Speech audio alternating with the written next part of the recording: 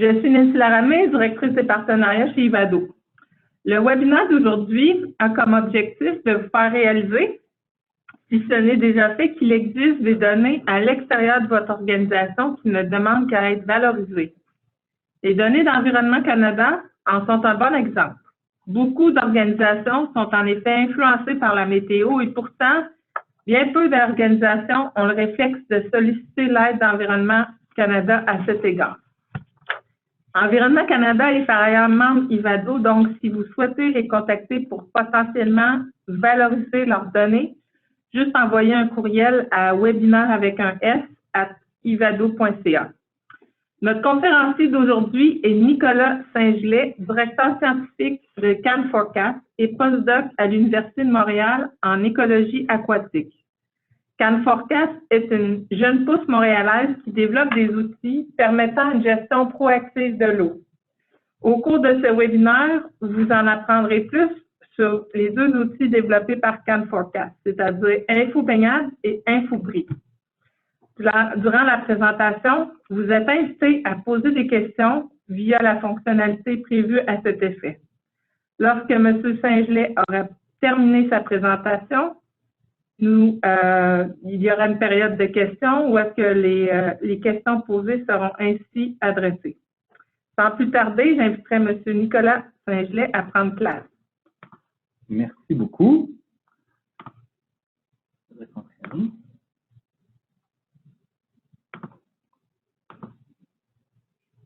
Parfait. Ah, on ne voit pas, hein? Non, c'est bon. OK. Bon, mais merci beaucoup pour l'introduction. Nicolas Saint-Gelais, comme introduit, directeur scientifique de Can4Cast. Puis, aujourd'hui, c'est ça, je vais vous parler un peu de notre entreprise. Puis, tel que mentionné, nous, on se focus vraiment sur la gestion intelligente de l'eau. C'est vraiment un domaine, comme je vais en parler un peu dans mon introduction, qui a vraiment un besoin qui est vraiment criant à ce niveau-là. Donc, rapidement, on fait beaucoup de valorisation des données. Puis, vraiment, c'est notre objectif, notre mission vraiment en tant qu'entreprise, c'est d'aider le milieu de la gestion de l'eau, qui est un milieu qui est vraiment à plusieurs niveaux. Puis, je vais donner des exemples aujourd'hui en mode réactif. Puis, on veut vraiment aider les différentes entités, autant au niveau des municipalités. On travaille principalement pour l'instant au niveau des municipalités, mais vraiment les faire passer en mode proactif pour vraiment être capable de mieux gérer nos ressources en eau. Puis, donc, je vais couvrir la présentation aujourd'hui en vraiment jouant avec ce thème-là, comment on passe de mode réactif en mode proactif avec les données qui sont disponibles. Puis un peu pour montrer un peu notre approche, pour un peu voir comment on fait les choses, j'ai décidé un peu de raconter un peu notre histoire. Je pense que ça permet vraiment de comprendre un peu d'où partent nos questions, puis pourquoi on est rendu là aujourd'hui, puis qu'est-ce qu'on fait, puis où on s'en va aussi. Puis c'est quoi notre vision un peu. Donc c'est vraiment une histoire que je veux raconter aujourd'hui. Puis en fait, je peux pas raconter l'histoire de notre entreprise sans parler du sommet Aquahacking. C'était vraiment le départ de toute cette aventure, si on veut. Donc, il faut tourner plus de 3 ans en arrière, où il y avait le lancement. Puis, bon, pour ceux qui ne connaissent pas, l'Aquahacking, c'est une compétition technologique, un peu, c'est un hackathon, si on veut, comme il y en a beaucoup. Puis, personnellement, à ce moment-là, je terminais mon doctorat, puis je pense, comme beaucoup de personnes, on se pose des questions à ce moment-là. Un peu, c'est comment on peut faire une différence, comment je peux amener la science plus loin, comment je peux aider la société, les communautés dans lesquelles j'habite. Puis, j'avais pas du tout d'ambition entrepreneuriale. Donc, ici, on peut voir la photo, donc les membres de l'équipe. Puis, on est des gens qui ne se connaissaient pas. On a formé une équipe très multidisciplinaire dans le temps. Donc, des gens, autant des scientifiques de données, moi, je suis biologiste, des programmeurs. Puis, on avait formé l'équipe InfoBaignade. Puis, ce qui était bien dans le cadre de l'Aquahacking, c'est que c'est un hackathon, mais qui est parti dans le sens c'est un hackathon qui dure sur 6 mois. Donc, on avait 6 mois pour développer un outil technologique. Puis, à cette époque-là, le Aquahacking demandait aux citoyens, aux ONG, à différents organismes de soumettre des problématiques qu'ils envisageaient. Puis, une des problématiques qui sortait le plus souvent, c'était l'accès à l'eau, l'accès à la baignade. Donc, c'est ce qu'on a décidé de s'attaquer un peu en termes d'équipe. Puis, c'est vraiment ça un peu la genèse de développement de InfoBaignade. Un peu notre approche, puis ça va revenir encore, comme je l'ai dit dans la présentation, c'est quand on se pose une question, donc on s'intéressait à la baignade dans le Saint-Laurent, qui était quelque chose de problématique ou quelque chose qui revenait souvent comme question, si on veut. Puis, notre approche, c'est toujours de regarder les données à la base, qu'est-ce que les données nous disent. Donc, on est allé chercher des données Qualo, de qualité d'eau de la Ville de Montréal. Donc, la Ville de Montréal prend des données à chaque semaine. Puis, quand on regardait les données, ce que ça nous disait, c'est que la qualité de l'eau est propice à la baignade, selon les critères québécois, 95% du temps. Donc, c'est relativement élevé. Puis, bon, je pense que si on posait la question aux Montréalais en général, un Montréalais la plupart des gens penseraient que c'est plus faible que ça, mais ce qui est important de comprendre, c'est que d'un point de vue du gestionnaire ou d'un point de vue de santé publique, ce qui est critique, c'est d'être capable d'identifier les 5 où l'eau est non sécuritaire, puis en fait, où ça peut avoir des graves conséquences au niveau de la santé publique lorsqu'on a un moment où c'est non baignable. Donc, c'est vraiment ça notre défi que nous, on a décidé de s'attaquer, c'est comment on identifie mieux ces 5 %-là. Puis bon, évidemment, la question, premier abord, on peut se dire, ben, c'est pas très compliqué, on a juste à mesurer la qualité de l'eau, puis si c'est pas baignable, on se baigne pas, mais malheureusement, c'est pas si simple que ça. Donc, juste rapidement, comment ça fonctionne. Pour mesurer la qualité de l'eau ou si l'eau est baignable, ce qu'on utilise, c'est E. coli, qui est un traceur de contamination fécale. Et donc, pour mesurer E. coli, dans la plupart des méthodes utilisées, la méthode traditionnelle, donc c'est là qu'on rentre un peu en mode réactif. Et en fait, il faut prendre un échantillon de qualité d'eau et il faut l'incuber pendant 24 heures. Ce qui fait qu'on obtient le résultat seulement le lendemain. Donc, évidemment, ici, juste un exemple très simple, des données de Kuala encore, donc en septembre, je pense que c'est 2016, mais je ne suis pas certain. Et sur l'axe des X, on a la date, l'axe des Y, on a la concentration E. coli, puis on ne la voit pas super bien, mais la ligne rouge à 200, c'est la limite à laquelle la baignade devrait être interdite. Donc, quand on est au-dessus de 200 CFU par 100 ml, on devrait interdire la baignade. Donc, ça, on a une situation vraiment intéressante où, en bleu, on a la contamination réelle. Donc, on voit 28 septembre sécuritaire, 29 septembre sécuritaire, 30 septembre, la contamination était vraiment élevée. Donc, toute activité aquatique aurait dû être évitée au lieu ici. Ça, c'était à la plage de Verdun, qui n'existait pas dans le temps, c'est avant que la plage existe. Et on voit que, par exemple, vu que le milieu de l'océan Atlantique est un milieu assez dynamique, le lendemain, 1er octobre, l'eau était redevenue sécuritaire, donc c'était passé sous la barre des 200 CFU. Mais bon, évidemment, ça, c'est ce qui est réel, mais si on assume, donc si on prend l'échantillonnage, on assume ce qu'on appelle, nous, un scénario de persistance, donc on se base sur les résultats de la veille parce qu'on a seulement les résultats le lendemain. Donc, ça veut dire que le 30 septembre, on se basait sur les résultats du 29 septembre, ça veut dire qu'on aurait assumé que l'eau était sécuritaire alors que c'était loin d'être le cas. Puis, dans un milieu dynamique comme le Saint-Laurent, le lendemain, le 1er octobre, alors que l'eau était redevenue sécuritaire, bien, basé sur les résultats de la veille, on aurait dit qu'il fallait fermer la plage. Donc, qu'on peut voir ici, en utilisant cette approche-là réactive, si on veut, bien, on se trompe ici, c'est pas toujours le cas, mais ici, dans 100% des cas, on prend la mauvaise décision. Donc, évidemment, c'est pas une approche qui est envisageable ou qui est... Donc, nous, on poussait la question plus loin, qu'est-ce qu'on peut faire pour aider ça? Et encore une fois, un peu notre approche, bien, quand on veut répondre à une question, ce qu'on fait, bien, on se dit, bon, okay, qu'est-ce qui explique qu'on observe une contamination à un lieu de baignade en milieu urbain? Donc, ici, pour donner un exemple rapide, ce qui arrive à Montréal, comme dans la plupart des grandes villes d'un âge similaire, on a des égouts qu'on appelle combinés. C'est-à-dire que quand il fait beau, il n'y a pas de problème. L'eau qui sort de nos maisons, industries, entreprises, s'en va dans le système, puis va aller à l'usine d'épuration, qui est à la pointe est de l'île, va être traitée, va être relâchée dans le Saint-Laurent. Mais ce qui arrive, c'est que lorsqu'il y a de la précipitation, lorsqu'il y a de la pluie, bien, l'eau de pluie et l'eau de nos maisons s'en va à la même place. Donc, on a des égouts, c'est pour ça que ça s'appelle combiné. Puis évidemment, il n'y a aucun réseau qui peut gérer les quantités de précipitation quand la précipitation tombe, c'est beaucoup trop important. Donc, il y a deux possibilités. Soit on cause des reflux d'égouts dans les sous-sols de plein de maisons, ou soit on relague le trop-plein d'eau directement dans les cours d'eau avoisinants. Puis évidemment, je ne suis pas une surprise sur personne, c'est la seconde option qu'on privilégie. Donc, quand il va y avoir trop d'eau dans les systèmes, il va y avoir un relargage. Puis autour de l'île de Montréal, il y a plusieurs dizaines de tuyaux qui sont là et puis qui vont relâcher de l'eau non traitée lorsqu'il y a un événement de contamination. Donc, évidemment, c'est là le problème, c'est-à-dire que dans cette eau traitée-là, il va y avoir beaucoup de contamination fécale, donc parce qu'il va y avoir de l'eau qui va sortir directement des maisons. Donc, ça, c'est vraiment la problématique à la base. Donc, c'est vraiment causé par les précipitations. Donc, maintenant qu'on avait une meilleure compréhension, on est allé vers le premier développement du modèle infobaignade. Donc, ici, vous avez un peu l'architecture qu'on avait à la base. Donc, BAB réponse, on a la BAB continue, qui était la concentration en E. coli.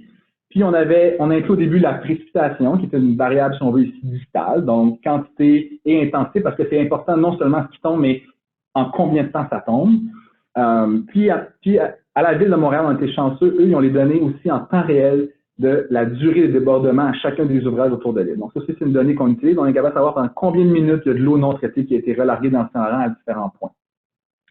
Ça, c'est pour la Ville de Montréal, mais évidemment, quand on travaille avec d'autres municipalités, par exemple, on a aussi peut-être le même exercice un peu plus tard pour la Ville de Lévis, mais là, c'est intéressant de savoir que quand on travaille dans un autre contexte, il y a d'autres variables qu'il faut penser qu'on n'avait pas pensé au début. Donc, à Lévis, mais il y a la marée qui rentre en jeu. Puis, c'est une variable vraiment importante parce que la marée va avoir un effet soit de dilution ou de concentration de la contamination. Donc, c'est une variable qui était vraiment importante. Donc, au début, on n'avait pas des très bons résultats, puis quand on a pris en compte la marée, on a vu que c'est un effet majeur. Donc, c'est vraiment dépendamment du contexte, il y a différentes variables à prendre en compte, tandis qu'à Montréal, précipitation, débordement, c'est vraiment les deux variables principales. Donc, un peu rapidement, un peu comment on fonctionne.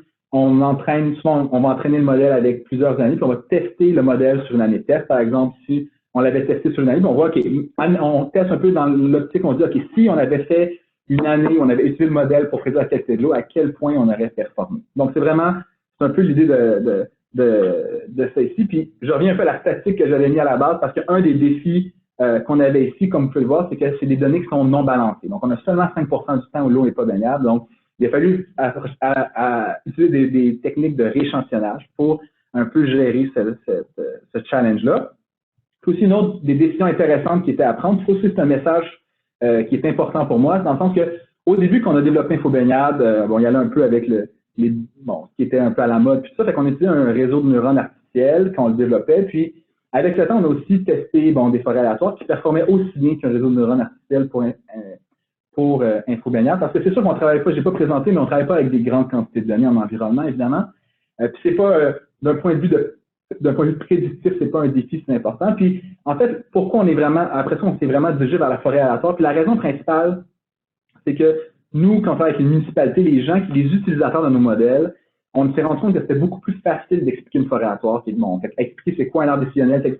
Nos utilisateurs étaient capables de comprendre comment le modèle fonctionne. Puis on a vraiment vu, parce que je pense que pour beaucoup de gens, l'intelligence artificielle, même si on entend parler souvent, ça reste une boîte noire jusqu'à un certain niveau. Donc, d'être capable vraiment d'aller avec eux et de leur expliquer pas par pas comment la prévision arrivait à la fin, mais ça donnait une grande confiance dans ce que le modèle était capable de produire. Donc, ça pour nous, ça a été une décision. Donc, maintenant, on a migré vers une forêt aléatoire, puis c'est vraiment quelque chose de vraiment qui nous a vraiment permis de mieux parler à notre utilisateur. Donc, c'est vraiment un message important pour moi de mettre l'utilisateur au centre un peu de ce qu'on fait. Donc, pour comparer un peu, si on retourne à notre exemple initial, donc ça, c'est la prévision du modèle InfoBaignade dans ce temps-là. Donc, comme on peut voir, 29 septembre, le modèle prédisait que c'était sous la barre des 200. Après ça, le lendemain, on a prédit, comme c'était le cas, qu'il y avait une augmentation. Puis là, évidemment, c'est pas exactement la même valeur prédite, mais vraiment, ce qui est important ici, c'est d'être du bon côté de la ligne rouge, donc du bon côté du 200. Et le lendemain, le modèle avait prédit qu'on retournait sous la barre des 200. Donc, on avait une prévision qui marchait vraiment mieux, évidemment, que notre persistance ici. Bon, ça, c'est une occasion, mais évidemment, quand ça marche en général, on a testé le modèle sur plusieurs années. Maintenant, on a développé des modèles pour trois lieux à Montréal. On a développé des modèles à Lévis, à plusieurs endroits. Puis, en général aussi, donc, comment on évalue nos modèles aussi, autre chose importante pour nous, je pense que tout le monde le sait, il y a des tonnes de métriques qui peuvent être utilisées pour évaluer un modèle. Pour nous, on utilise beaucoup la matrice de confusion, donc par vrai négatif, vrai positif, faux positif, faux négatif, parce qu'encore une fois, c'est quelque chose qui parle beaucoup à nos clients. C'est-à-dire que d'un point de vue de santé publique, ce qu'on veut à tout prix éviter, c'est un faux négatif. C'est-à-dire que le modèle va dire que l'eau est sécuritaire alors que c'est pas le cas. Donc vraiment, nous, on a développé nos modèles vraiment dans l'optique, on veut minimiser les faux négatifs, puis tandis qu'on veut évidemment avoir le moins de faux positifs possible, ce qui veut dire que ça serait une fermeture alors que l'eau est sécuritaire, mais c'est beaucoup moins grave qu'un faux négatif. Donc, ça un peu appliquer le principe de précaution. Absolument. Fait que le modèle était vraiment entraîné pour être conservateur à ce niveau-là.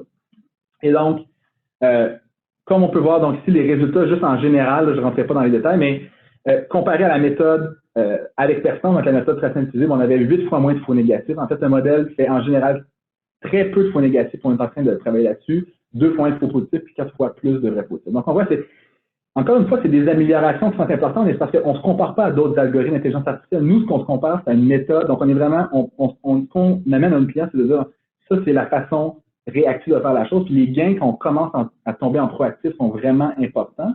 C'est vraiment à ce niveau-là, nous, qu'on joue. Mais un autre défi qu'on a, c'est... Ah, puis ça, bon, j'allais un peu trop vite. Donc, juste pour... donc, en développement de modèle InfoBaignade, on avait remporté la finale de Aquahacking. Puis, un des partenaires importants de la ville, il y avait Environnement Canada, puis il y avait la ville de Montréal qui est un partenaire dans le Aquahacking. Puis, rapidement après, la ville nous a approchés, puis on a eu notre premier mandat pour faire le premier projet pilote avec la ville pour essayer de pousser un peu le développement de l'InfoBaignade à ce moment-là. Puis bon, on était une équipe, bon, j'ai la photo avant, on était une grosse équipe, évidemment, c'est pas tout le monde qui avait ce vouloir-là de continuer. Donc, il y a moi et Naïsan Parent, qui sont les deux cofondateurs d'entreprise, qui avons continué après pour faire cette première version-là d'Infobaignade pour la Ville de Montréal. Mais ce qu'on s'est rendu compte rapidement, puis bon, je pense que c'est un problème aussi qui est aujourd'hui de plus en plus connu, c'est en fait que c'est bien d'avoir un modèle qui marche très bien dans nos ordinateurs, mais le défi, c'est d'opérationnaliser ce modèle-là puis de le rendre utilisable pour nos clients. On est capable de donner en temps réel une prévision de la qualité de l'eau. Donc, ça, c'est un défi. Donc, on était chanceux à ce moment, on était chercher du financement du ministère de l'Économie et de l'Innovation et aussi du CNRC qui nous ont permis d'aller chercher notre premier employé dans le temps, qui est un programmeur. Puis, on a fait la première version un peu sur de l'architecture qui était en mesure de supporter notre modèle. Puis, juste pour donner, tout ça, c'est pas mon domaine, mais pour juste donner une petite introduction de ce qu'on avait dans le temps, on allait chercher des données. Donc, on a développé une architecture qui allait chercher des données aux 5 minutes, donc des données de pluviométrie au niveau d'Environnement Canada et au niveau aussi des pluviomètres de la municipalité. Puis, on va chercher aussi des données des détecteurs de la ville, comme j'ai dit tantôt, qui nous donnent le débordement de combien de minutes on a eu. Donc, on va chercher ces données-là qu'on store dans une base de données Elasticsearch. Puis après, aux 5 minutes, on est capable de rouler notre modèle Infobaignade, puis on envoie notre prévision à notre client, qui peut avoir aux 5 minutes une idée de c'est quoi la qualité de l'eau. Puis pour l'instant, on travaille en ce moment aussi sur faire du prévisionnel. Donc, pas seulement ce qui arrive en ce moment, mais évidemment, puisqu'on a c'est basé sur les précipitations, on peut donner des scénarios de dire, ben, s'il pleut tant de millimètres dans les prochains 6 heures, ben, c'est quoi la probabilité que l'eau soit baignable ou non baignable. Donc, on travaille présentement à aller aussi faire du futur, ce qui peut être vraiment important d'un point de vue de gestion, parce que c'est pas nécessairement savoir en ce moment, mais évidemment, la veille, on va savoir c'est quoi ma chance que demain matin, on va être capable de se baigner. Donc, c'est sur ce qu'on travaille en ce moment avec ce niveau, au niveau d'Infobaignade. Donc, ça aussi déjà un exemple. Donc, on a développé un tableau de bord à l'aide de Kibana qui donne la prévision, mais plein d'autres informations que la ville peut accéder. Donc, on travaille aussi avec les municipalités, on leur fait tester. On n'est pas des gens de UX, UI nécessairement, mais on va chercher un peu d'aide là-dedans, mais on essaie de voir avec eux qu'est-ce qu'ils ont besoin comme information, où ils cliquent, fait qu'on fait des essais avec eux. Donc, ça, c'est un peu, si on veut, le premier produit qu'on a développé, donc qui était Infobaignade. Puis, bon, j'arrête ici, mais il y a beaucoup de choses qui s'en viennent, puis on a des nouveaux développements. On essaie de développer encore beaucoup cet outil-là. Mais une chose qui est arrivée intéressante dans notre parcours, je pense, c'est que avec la Ville de Montréal, donc on travaille avec eux, puis éventuellement, il y a un autre département de la Ville de Montréal qui nous a approché, qui nous a dit, est-ce qu'on pourrait vous rencontrer? On aurait un autre problème qu'on aimerait, puis on a vu que ça marchait très bien pour la qualité de l'eau. Est-ce que vous pouvez nous aider avec un autre problème? Puis, donc, c'était pas nous qui avions identifié ça, c'était arrivé vraiment d'une discussion, puis on a même approche, on a fait un peu de la recherche sur qu'est-ce que les données nous disent, puis en fait, le problème qu'ils nous ont présenté, c'est le problème des bris d'aqueduc. Donc, ici, c'est une image qui est vraiment extrême, là. Donc, c'est un bris d'aqueduc qui est arrivé à Montréal en 2016. C'est pas comme ça à tous les fois, mais même il y a quelques semaines, il y a le bris d'aqueduc qui est arrivé aussi dans le métro, dans l'Islande. C'est pas un geyser. Et donc, on voit que c'est un problème, je pense qu'on est tous conscients. Donc, on voulait voir, OK, à quel point c'est un problème, est-ce que ça devient pire, c'est quoi le... Puis quand on regardait les chiffres, on voit juste donner quelques idées, donc ça représente à peu près 3 milliards par an en coût direct en Amérique du Nord, les bris d'aqueduc. Puis il y a une étude relativement récente du Cyrano qui a démontré qu'en fait, les coûts directs, ça représente 20% des coûts totaux. Il y a tous les coûts indirects qui sont reliés au bris, puis je pense qu'on est tous au courant. Donc les coûts sociaux, les coûts des prises en pratique, évidemment les coûts environnementaux. Il y a plein d'eau qu'on traite qui est perdue. Souvent, ça peut être plus de 10% de l'eau qui est perdue dans les réseaux d'eau. Donc, il y a vraiment des pertes importantes à plusieurs niveaux. Puis évidemment, au niveau des municipalités, on le voit dans la ville de Montréal, à chaque année, on investit plus d'argent pour essayer de rattraper le retard d'infrastructure. En tout cas, donc, c'est vraiment un problème imposant. Puis, on est allé chercher les données canadiennes au niveau des nombres de bris. Puis, ce qu'on a observé ici, donc on les donne de 75 à 2020. Puis bon, il n'y a pas l'acte sur j'ai pas exactement le nombre, mais bon, ce qu'on voit vraiment, c'est le nombre de bris explose. En fait, on a une augmentation de 40% tous les 5 ans, ce qui est quand même assez important, tandis que, bon, je l'ai mis en bas, le nombre de conduites installées augmente d'à peu près 4% tous les 5 ans. Donc, même si les villes augmentent la quantité ou le budget qui sont attribués au remplacement, on voit que le taux de bris augmente d'une façon vraiment inquiétante un peu partout, tout ça c'est au Canada, mais c'est la même situation un peu partout dans le monde. Donc là, on se posait la question, okay, qu'est-ce qui se passe? On remplace de plus en plus, mais il n'y a rien où il y a encore un problème. Puis, en creusant un peu, ah oui, puis une chose qui est importante, c'est ça. Donc, quand on observe un bris d'aqueduc, en fait, évidemment, il va toujours avoir des bris, mais un bris, ça veut dire que c'est une conduite qui n'a pas été remplacée à temps. Parce qu'évidemment, si d'un point de vue d'infrastructure, si on fait toujours un remplacement préventif, bien, évidemment, on voudrait remplacer la conduite avant qu'elle brise. Et donc, quand on observe un bris, bon, c'est ça, c'est vraiment, donc comment on peut aider à mieux identifier, à mieux remplacer. Nous, c'est le problème qu'on s'est attaqué à la base. Donc, comment le remplacement est fait actuellement? Donc, la méthode actuelle qui est utilisée par les municipalités en général, c'est qu'on se base sur deux critères qui sont l'âge, évidemment. Plus une conduite elle va être âgée, plus elle va briser, et le matériau. Donc, il y a différents matériaux qui ont différents types de bris. Mais évidemment, en disant l'âge et le matériau, on a une approche qui est un peu, si on veut, d'ingénierie, c'est-à-dire qu'on assume que peu importe où la conduite va s'installer, peu importe ce qui va arriver après, bien, elle va se dégrader d'une façon similaire. Ce qui n'est évidemment pas le cas. Donc, une conduite peut être mise à Montréal dans une autre, dépendant du type de sol, la température, de la circulation, de son utilisation, de la pression. Il y a plein de facteurs qui vont affecter la dégradation d'une conduite dans sa vie. Et donc, c'est souvent pas pris en compte et on assume qu'on la met dans le sol, puis après tant d'années, mais la conduite sera plus bonne, on va la remplacer. Donc, c'est un peu le problème qu'on a essayé de s'attaquer. On a dit, est-ce que c'est vrai? Et à quel point on peut utiliser d'autres données qui vont nous permettre de vraiment un peu comme un travail de triage à l'hôpital. Est-ce qu'on peut trier les conduites qu'on devrait remplacer plus en avance? Donc, encore même approche, on est allé voir les données, données de la Ville de Montréal, qu'est-ce que les données nous disent? Qu'est-ce qu'on peut améliorer? Qu'est-ce qui influence une conduite? Donc, c'est là qu'on a commencé le développement d'Infobris, qui est un outil de la décision un peu similaire. Puis, l'idée, c'est vraiment d'être capable de supporter les municipalités à être, encore une fois, à être proactifs et à mieux identifier quelle conduite on devrait remplacer pour faire un meilleur remplacement. Puis, l'idée, vraiment, que nous, on met de l'avant, c'est de dire, on voit que les budgets qui sont investis en remplacement sont énormes. Comment on peut optimiser ce budget-là pour mieux remplacer? Parce que, au lieu de, parce qu'on va le voir plus tard, mais souvent, on remplace un peu d'une façon aveugle, c'est-à-dire qu'on enlève du sol des conduites qui auraient pu être laissées pour plusieurs années, puis on laisse des conduites qui devraient être remplacées, qui auraient dû être remplacées il y a plusieurs années. Donc, comment on peut optimiser ça? Donc, encore une fois, on a été supporté à ce niveau-là par le Centre national de recherche canadien, puis on a réussi de prendre une autre personne dans l'équipe, un mathématicien qui nous a aidé à pousser ce projet-là, donc Émile Nadeau. Puis, avec lui, on a vraiment exploré, OK, c'est quoi les facteurs, comme j'ai dit? Donc, ici, première variable, évidemment, qu'on s'attend en relation avec l'âge. Donc, sur l'axe des X, on a l'année d'installation. Sur l'axe des Y, on a le pourcentage des conduites qui ont brisé en kilomètres. Et si on veut l'hypothèse ou la façon, comment on dirait, d'ingénierie d'approcher cette question-là, on s'attendrait à une diminution ou une augmentation monotone du taux de bris avec l'âge. Donc, on observe, on voit qu'il y a un patron, si on veut, de plus on est vieux, plus on brise, mais évidemment, on ne peut pas regarder cette figure-là puis ne pas voir que le pic dans les conduites qui ont été installées dans les années 1940 et 1980. C'est un problème qui est très bien connu, donc c'est des conduites qui étaient de moins bonne qualité qui ont été installées. On appelle ça les conduites d'après-guerre. Donc, on sait qu'elles sont d'une vraiment moins bonne qualité, mais donc déjà à la base, on voit qu'il y a de juste considérer l'âge. Puis il y a des municipalités qui commencent à considérer aussi cet effet-là des conduites d'après-guerre, mais on voit qu'il y a deux processus ici qui prennent place, c'est-à-dire qu'une conduite qui a été installée dans les années 60 va briser autant qu'une conduite qui a été installée dans les années 1900. Donc, il y a vraiment ici deux choses à considérer. Donc, l'âge, comme on peut le voir, c'est vraiment pas le seul facteur qui affecte. Donc, déjà avec l'âge, ça nous a donné une indication qu'il y a quelque chose à explorer pour aller plus loin. Deuxième chose, c'est quoi les autres variables qui influencent? Puis, en parlant aussi, comme je l'ai dit tantôt, nous, on a une approche où on s'assoit souvent avec nos utilisateurs, les gens, puis en s'assoyant avec les gens de la ville, ils nous ont parlé aussi qu'ils observaient aussi un effet de l'historique de bris. Donc, c'est ce qu'on observait ici, ce qu'on a exploré ici. Donc, ici, sur l'axe des X, on a le nombre de bris avant 2016. Donc, ici, on s'est basé sur 2016.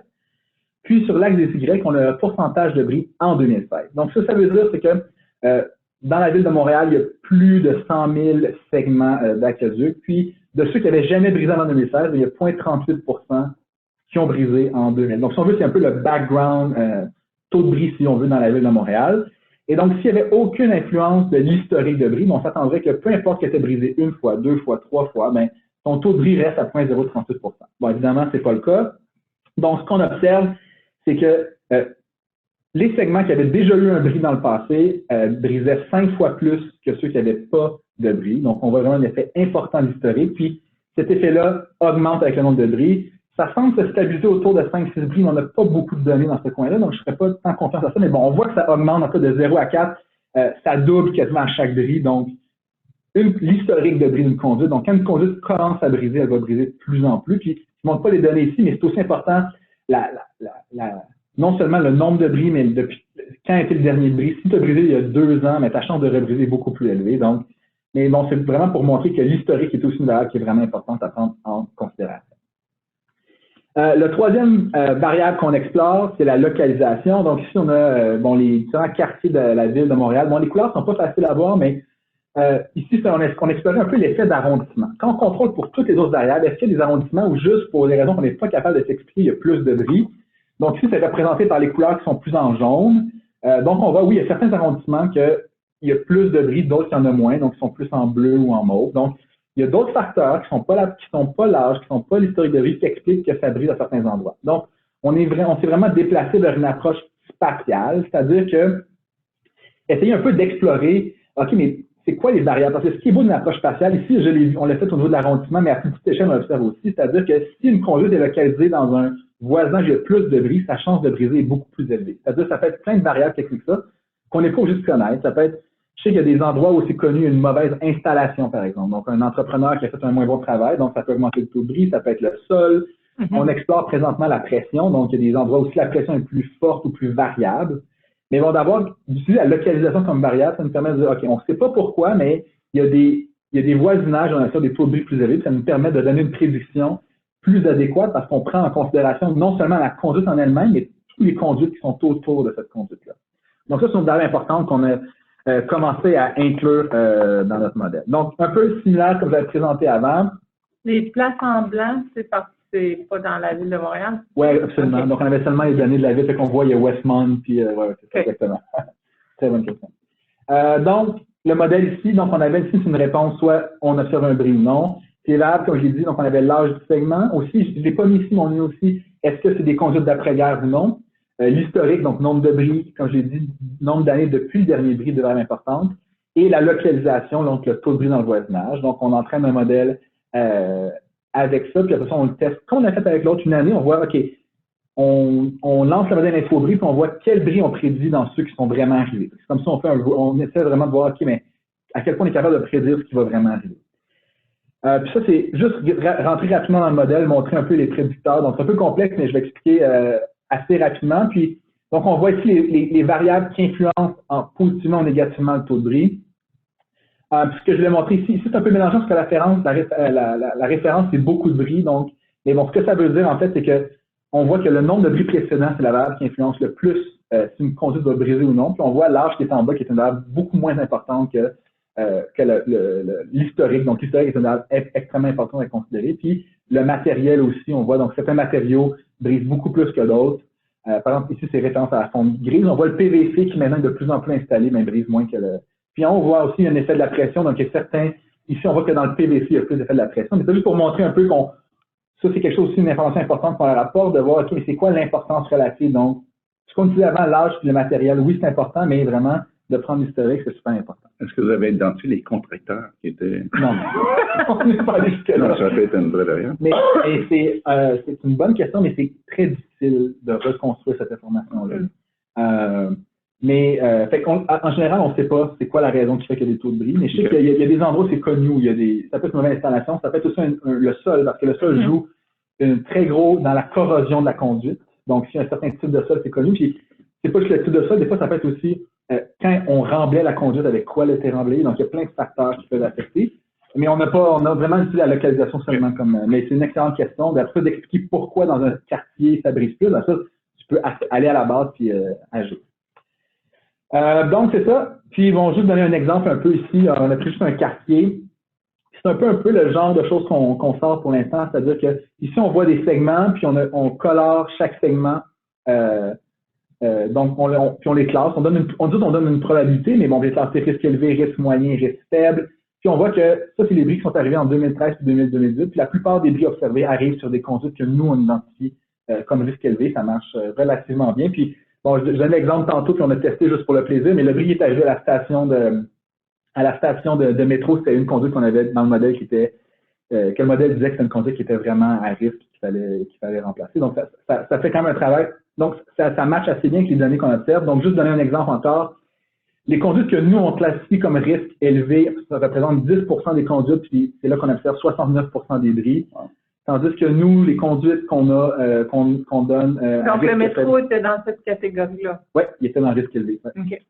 Puis, les conduites nous, on a une densité à risque faible, 70 points de données, puis en effet, seulement 10 puis des bris qui sont observés là. Puis, si encore on compare, comme j'ai fait tantôt, un peu méthode réactive, proactive, on a ça fait, en fait, sur 5 ans, puis on travaille là-dessus, on identifie jusqu'à 50 des conduites qui vont briser sur 5 ans avec le modèle. Donc, ça, c'est 4 fois plus qu'en utilisant la méthode actuelle. Donc, on a un gain vraiment important sur les segments donc on est capable d'identifier. Puis, ça diffère beaucoup de ville en ville, parce que je vais parler plus tard, maintenant, on travaille avec plusieurs municipalités, mais ça dépend de la qualité des données, mais on est capable quand même d'avoir une très bonne identification des conduites. Après ça, c'est de voir avec les municipalités comment on peut les aider à les remplacer. Parce que c'est facile, c'est sûr, de dire telle conduite devrait être remplacée, telle conduite devrait être remplacée, mais évidemment, le processus décisionnel est plus complexe que ça parce qu'on ne va pas ouvrir la route souvent juste pour aller remplacer une conduite, sauf si c'est un hôpital ou bon, quelque chose de critique. Donc, mais nous, on essaie de voir comment on peut vous donner l'information pour vous aider, en tout cas, à effectuer un meilleur remplacement parce que, évidemment, avec la performance de l'algorithme, on peut vraiment,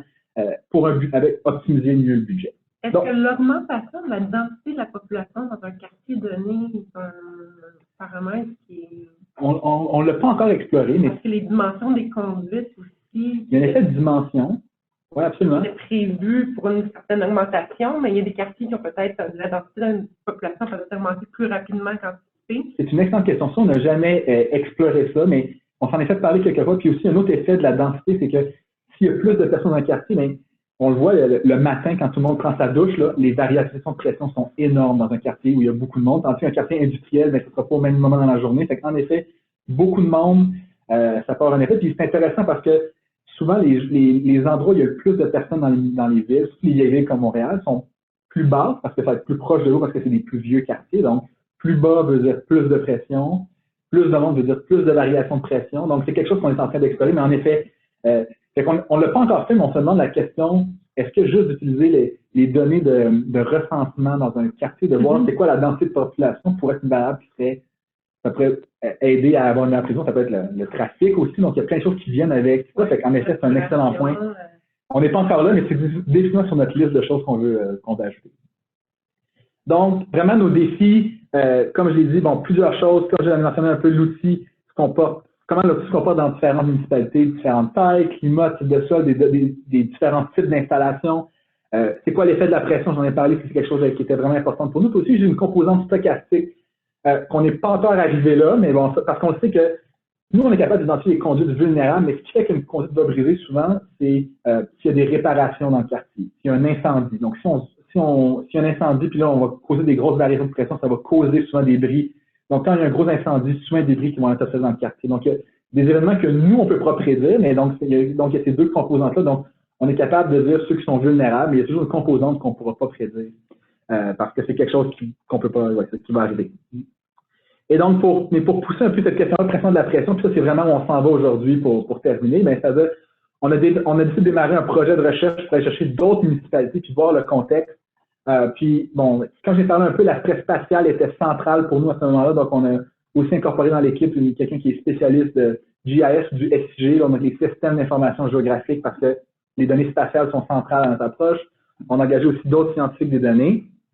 Puis, on s'est aussi connecté avec le milieu universitaire, donc milieu dépendance statistique à McGill, à l'INRS, professeur Sophie Duchesne aussi, qui nous aide beaucoup parce que nous, on est des scientifiques des données, mais elle est une spécialiste de l'architecte des réseaux urbains. Donc, vraiment connaître c'est quoi les aqueducs, la pression, donc ça nous aide aussi beaucoup. Puis, dans le cadre d'un partenariat MITAX, on a engagé un stagiaire postdoctoral, donc beaucoup des données que je présente aujourd'hui viennent de lui. Donc, ça nous permet vraiment, parce que pour nous, c'est vraiment important de rester vraiment connecté avec le milieu universitaire. Ça nous permet vraiment d'être à la fine pointe de la technologie puis de pousser les choses toujours plus.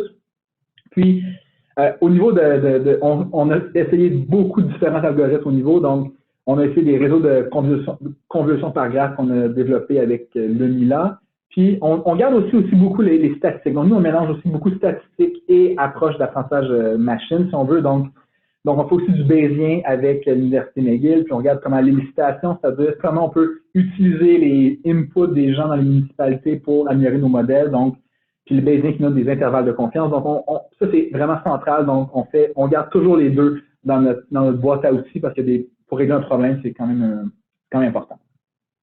Donc, juste pour terminer, donc maintenant, projet de recherche, on travaille maintenant avec 9 municipalités à travers le Canada donc, le premier défi, ça a été d'aller chercher les données de toutes ces municipalités, mais on est presque là. Donc, on a donné des réseaux d'aqueducs et débris pour 9 municipalités. Donc, ça permet vraiment d'entraîner le modèle à ce niveau-là. Donc, on voit les différences, les différents types de données. Donc, c'est vraiment un gros défi, mais on a été capable de... Donc, on explore encore ça avec eux dans le cadre du projet de recherche. Puis, évidemment, bon, pour montrer aussi, évidemment, il nous a fallu à ce moment engager quelqu'un qui est en gestion de projet pour gérer un peu comment on travaille avec 9 municipalités, 9 personnes qui ont beaucoup d'autres choses à faire. Donc, vraiment... Avec le temps, c'est quelque chose qu'on n'avait pas anticipé, mais une équipe qui est de plus en plus multidisciplinaire, avec des gens autant en GIS, en sciences des données, des gens en marketing.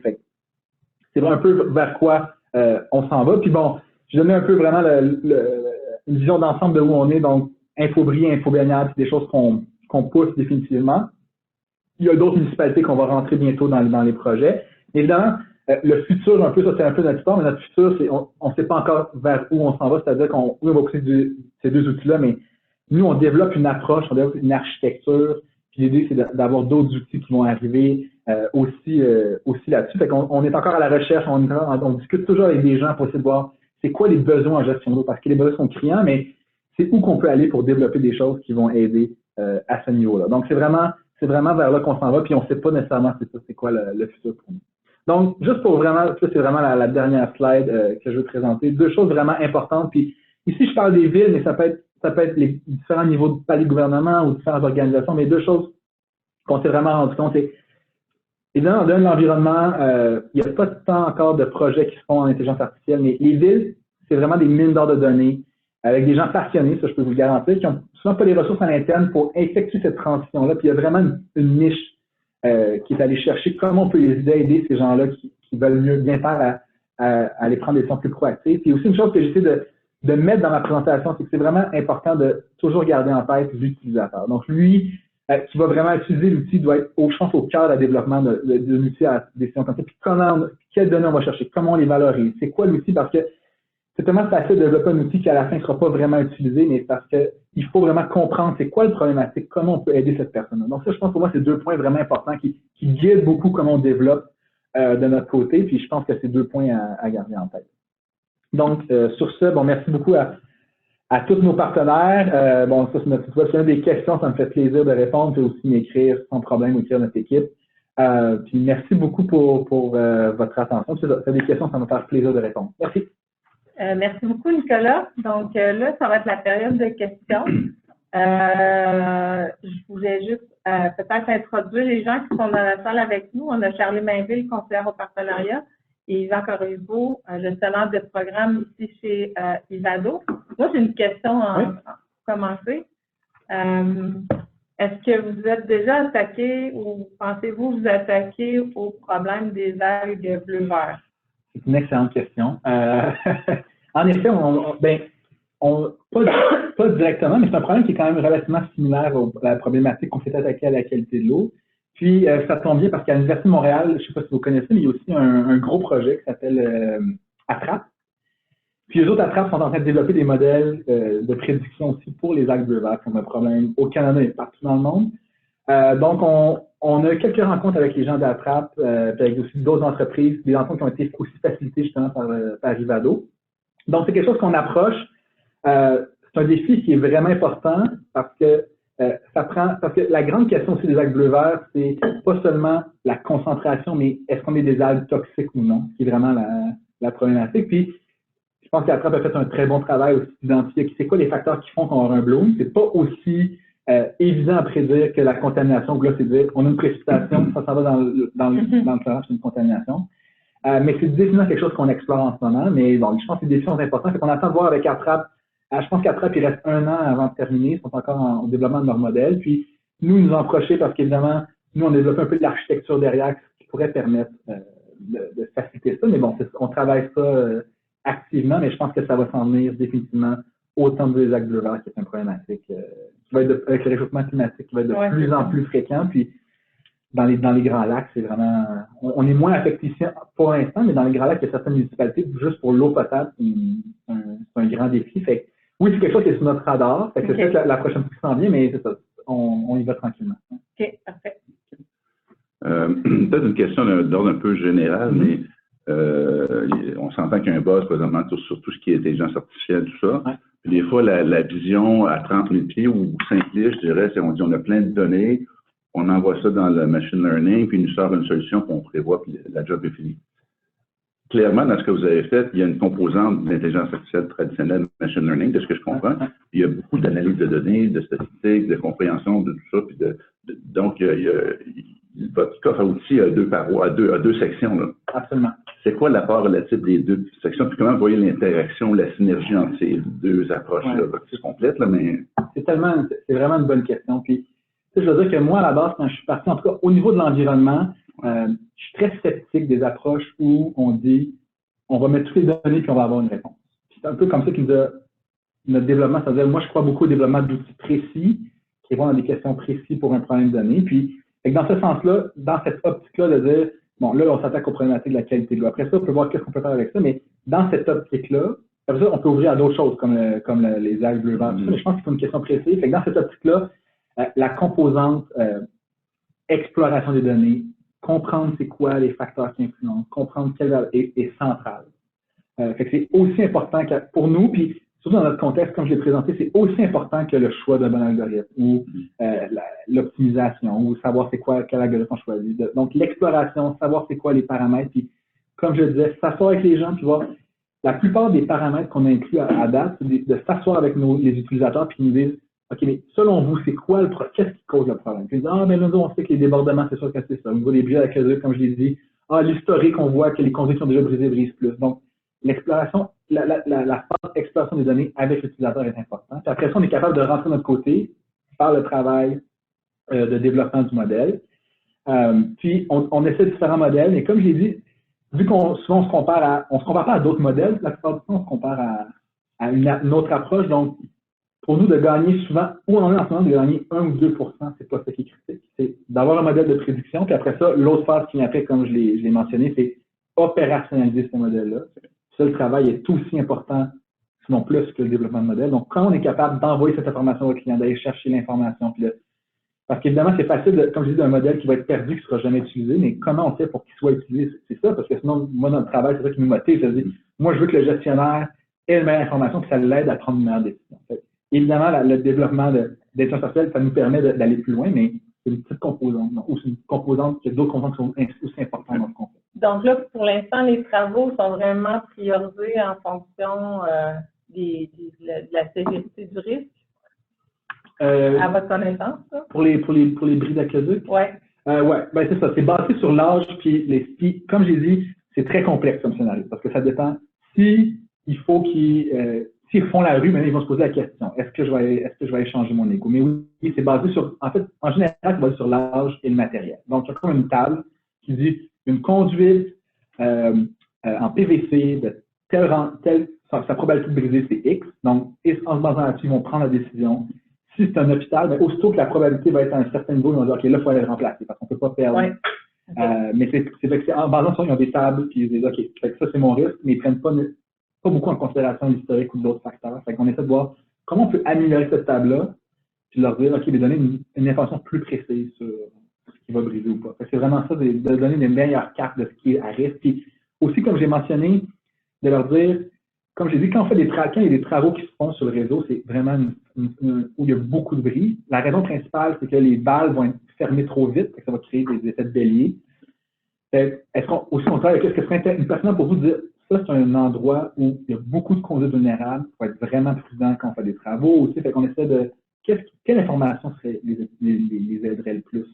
Mais à plusieurs niveaux, ça peut être pertinent. Okay. Je te ramène à Infobaignade. Donc, tu nous as parlé que le modèle, dans le fond, était basé sur les résultats de colis. Vous anticipez ça avec les débordements, et la quantité d'eau tombée. Est-ce qu'il y a d'autres facteurs comme le nombre de baigneurs ou la température qui fait qu'il y a plus de colis? Quels sont les facteurs que vous avez considérés? Ça, c'est quelque chose il y a deux facteurs qui sont vraiment importants, puis tu en as mentionné un. Les baigneurs, c'est super important parce que souvent, quand il n'y a personne dans l'eau, E. coli va aller se mettre dans les sédiments, puis quand les gens commencent à se baigner, évidemment, ça va ressuspendre. Le problème, c'est qu'en faisant un modèle prédictif, c'est quand même difficile de prévoir c'est quoi la quantité de baigneurs, mais il y a des villes qui ramassent les données de savoir à chaque ville c'était quoi la quantité de baigneurs. Fait on essaie de voir comment on pourrait l'intégrer, ou donner au moins une réponse de dire si on est au maximum de baigneurs, quelle va être la qualité. Au moins donner comme on dit, le principe de précaution, là, parce que c'est de dire, OK, mais s'il n'y a personne dans l'eau, ça me donne ça, mais on veut savoir quand je des baigneurs, qu'est-ce que ça est, parce que c'est connu qu'un effet, évidemment. L'autre chose qu'on a essayé d'approcher, qu'on n'a pas encore réussi, c'est les oiseaux. Donc, les oiseaux sont une source majeure de E. coli. C'est quand même dur à prévoir, mais évidemment, s'il y a un groupe de bernaches qui vient se poser sur la plage, puis les gens les nourrissent, c'est connu. Si les gens commencent à nourrir les oiseaux, là, ça va.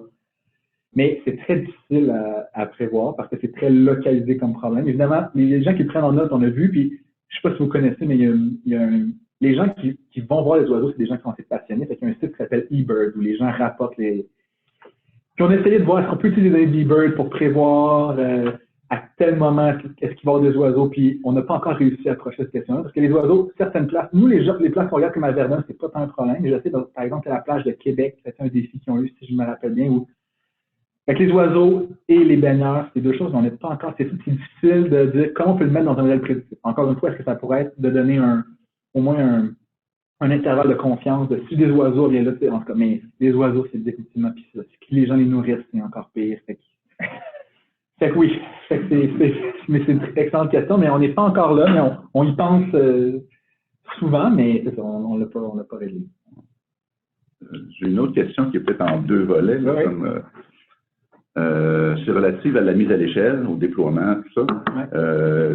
Vous avez déjà mentionné qu'il y a certaines villes avec qui vous avez commencé à travailler. Il y a d'autres villes qui font d'autres choses qui seraient intéressantes à faire ou à considérer pour améliorer votre méthode. Donc, la notion de benchmarking. Donc, cette idée-là d'ouvrir, où vous en êtes de ce côté-là? Ben, j'ai une excellente question. Puis déjà, dans les 9 villes avec lesquelles on travaille, on a des données qui sont vraiment différentes. Donc, déjà, on est capable d'avoir on fait beaucoup de travail avec les municipalités pour dire, OK, bien, ça, c'est ce qu'on observe ailleurs, ça, c'est ce qu'on observe ici. Par exemple, la ville de Halifax ont des capteurs de pression partout dans le réseau. Donc, on a des données de pression qui sont ultra précises. Il y a d'autres municipalités comme Montréal, la plupart des municipalités, les données de pression viennent des bornes d'aqueduc, donc les bornes d'incendie. Donc, chaque année, ils vont tester la pression. Donc, on essaie d'aller voir avec les municipalités puis voir c'est quoi les meilleures pratiques. Il y a aussi des villes où ils vont mettre ce qu'on appelle des anodes sacrificielles, c'est-à-dire qu'ils vont mettre une barre de métal sur la conduite pour dire, en fait, la corrosion va s'attaquer à la barre avant de s'attaquer à la conduite. Mais il y a des villes qui ne le font pas et qui demandent c'est quoi l'effet des anodes sacrificielles? Est-ce que ça a vraiment un effet? Là, on essaie de voir, est-ce qu'on peut dire, ben, eux, ils l'ont fait, ça fait ça sur le taux de bris.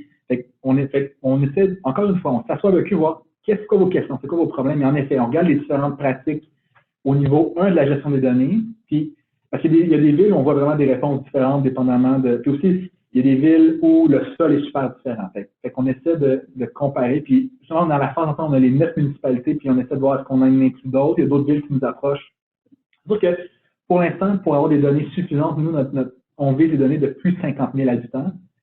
On s'est rendu compte que quand on est en bas de 50 000, puis on travaille avec Rimouski qui est un peu plus petit, mais des fois, les données sont pas. Il y a beaucoup de villes où les données sont juste encore toutes manuscrites, le travail de passer des données. Puis souvent, c'est pas nous qui faisons le travail. On leur demande de faire le travail en amont. Donc, on travaille avec les villes de plus de 50 000 habitants. Donc, au Canada, nous, c'est les villes qu'on vise, c'est à peu près 110 ou 117 municipalités. Donc, on a à peu près 10 des municipalités qu'on en fait. Mais ça fait qu'on essaie de voir quelle autre ville peut nous apporter de l'information. Puis, l'objectif final, c'est aussi de voir comment un modèle peut apprendre les données de nos villes pour. J'ai une question qui nous a été proposée par un participant. Si vous cherchez une autre ville, apparemment, Rome a des canalisations qui datent de 2000 ans, lesquelles on pourrait apprendre. Mais là, ça, c'est pas de moi, c'est de Sylvain Laroche. Sylvain Laroche. Oui, en fait, c'est quand même intriguant, ça. Mais c'est le cas à Montréal. C'est le cas à Montréal aussi. Dans toutes les municipalités, il y a des, je sais pas si vous avez vu, il y a des conduits qui sont installés avant les années 1900. Des conduites en bois, il y a des qui sont encore là, puis ça dure. Puis c'est ça que la ville aussi, les villes se demandent pourquoi, c'est comment on peut. Puis, c'est toutes des questions qui se posent, mais en effet, des fois, on ne sait pas pourquoi. Il y a des conduits qui sont au-dessus de ce qui est supposé d'être en laboratoire, mais ils sont encore là. Fait que, il y a des processus connus qui expliquent ça, mais en effet, des fois, c'est étonnant. Fait que l'âge est vraiment pas c'est pas le seul facteur qui va influencer. On a eu une question à savoir comment vos clients ont apprécié les résultats, puis s'il y avait une résistance à ce que vos algorithmes pouvaient prédire. Comment ça a été accepté, perçu, Comment c'est intégré aussi dans les municipalités, dans leur processus décisionnel? Bien, on est vraiment à ce niveau-là. Au niveau d'info-baignade, on travaille. Il n'y a aucune plage pour l'instant, parce qu'on est vraiment en exploration au niveau du Québec. Donc, les plages commencent à ouvrir.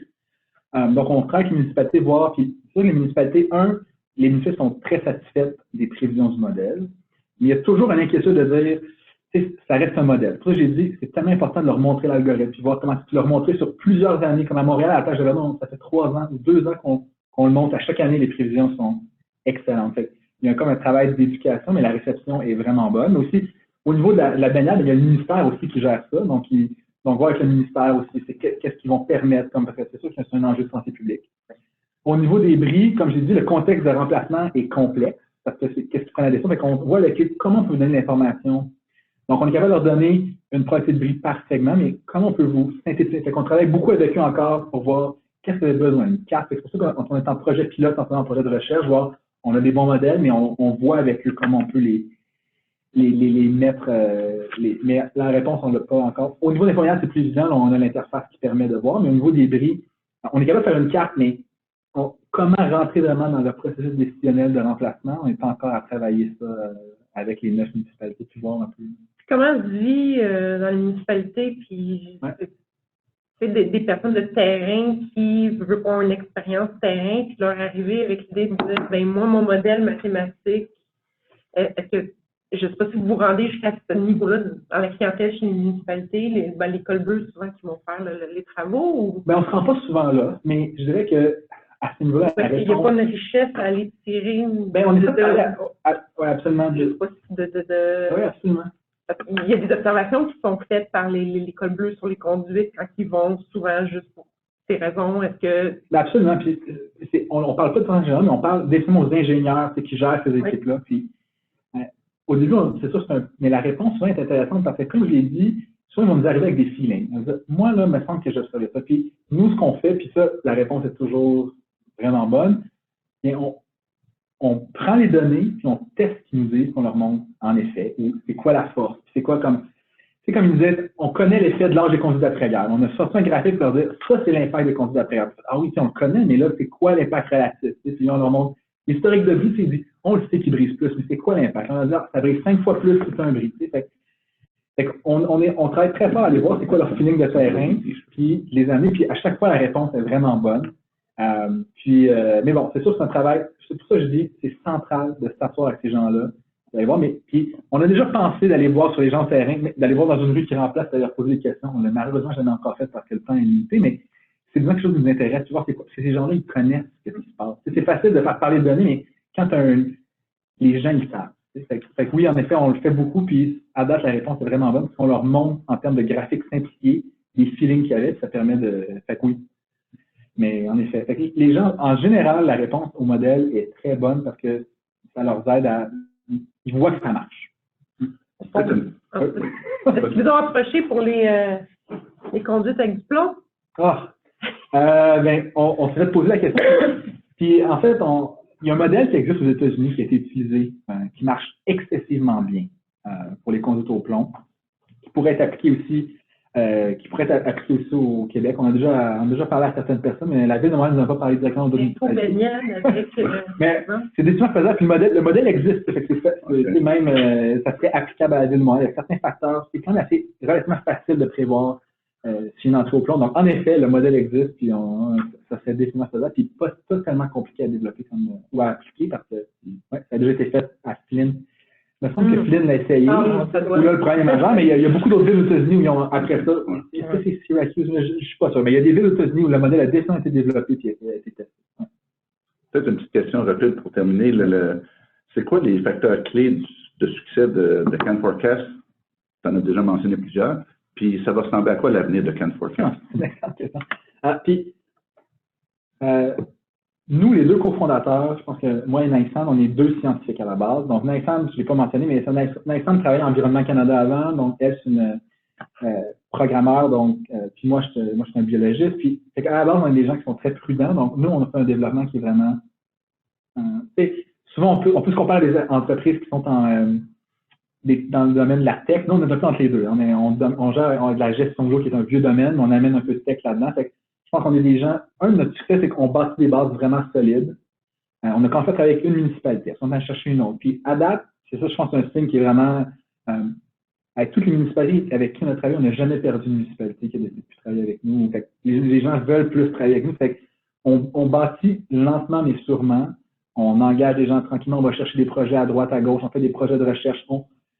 Ça a été facile de développer un outil de notre côté puis de dire, OK, on veut le vendre, mais nous, c'est pas notre approche. C'est de s'asseoir avec ces gens-là, d'avoir de l'université. Fait que je pense que notre approche qui est lente, c'est, des fois, on se le fait dire, c'est un peu lent ce que vous faites, mais on voit qu'on bâtit tranquillement pas vite puis on parle avec ces gens-là. Fait que ça, je pense que c'est une de nos grandes forces.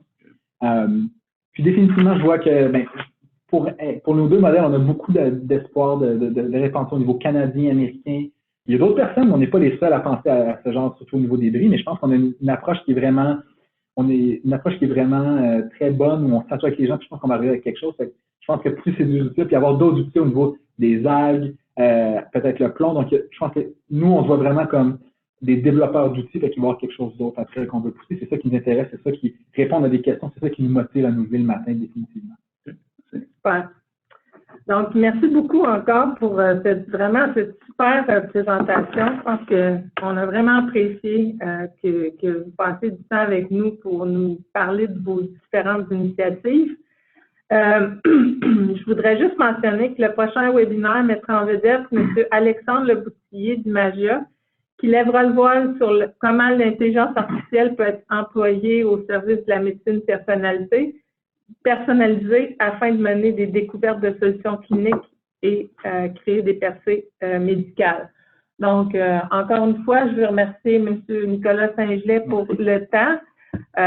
Je sais qu'en plus, on vous a demandé de vous déplacer, puis deux fois plutôt qu'une, parce que la première fois, on a dû reporter le webinaire à cause d'une panne majeure de courant. Donc, merci beaucoup pour votre temps. C'est vraiment super apprécié. Puis, j'invite tout le monde à s'enregistrer pour le prochain webinaire qui va avoir lieu la semaine prochaine. L'information devrait se retrouver sous peu sur notre site web. Merci à tous et à la semaine prochaine.